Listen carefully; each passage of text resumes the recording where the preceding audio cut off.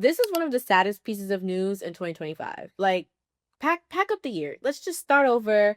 I'm gonna see y'all in 2026 because I've had enough of 2025. Seriously. My name is Isis. I'm a graphic designer, and yesterday we lost the soul music legend D'Angelo. I'm a really big fan of remembering people in love and light, especially when they leave behind such a legacy of music and artistic expression. So we're briefly gonna look at how D'Angelo's music was expressed through his album cover art and some visual elements that were used to relay the messaging from his music. So D'Angelo gave us three amazing bodies of work: Brown Sugar, Voodoo, and Black Messiah. Three things that really stick out to me across all of D'Angelo's album covers are the typefaces, the color treatment, and the subtle use of texture. Each album uses them differently, but they all share that same visual language. Brown Sugar has two different fonts, one handwritten and one that's kind of this stencil vibe. The D'Angelo text feels so personal and custom, and this was actually more than likely hand-drawn. The Brown Sugar lettering, on the other hand, has this very stencil, vintage package feel. It really reminds me of what a Brown Sugar label would have looked like in like the 50s or something. So in Voodoo, we see this mix of Old English lettering paired with this bold slab serif font for his name. It's strong and grounded and really a little industrial. And this feels way more structured and classic than the typefaces that we saw on Brown Sugar. I think this deep red next to the black and white portrait adds this layer of warmth. Then in Black Messiah, we see the title in serif in all caps. The text on this one feels very direct and tight and serious. Like, he was not playing with us on this one. I love that Vanguard is in gray and D'Angelo and Black Messiah is in white. I think this kind of helps break up the blockiness of the text,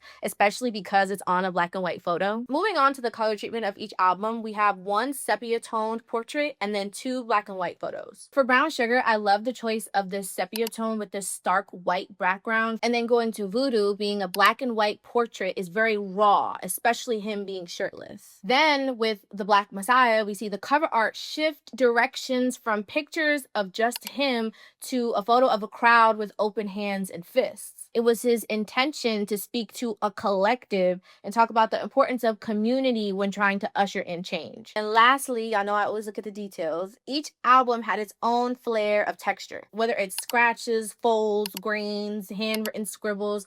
All of these add to that human imperfection. When I think of D'Angelo visually, like, yes, I'm thinking of the body, great gowns, very handsome man, yes, yes, yes. But it was also the braids and the smile, and like that always just felt so familiar and comforting to me. D'Angelo's music has inspired so many artists, and I'm so appreciative of the art that he's been able to give us in his lifetime. If they live stream the homegoing service, I'm gonna cry so bad. And if you like this video, follow me for more cover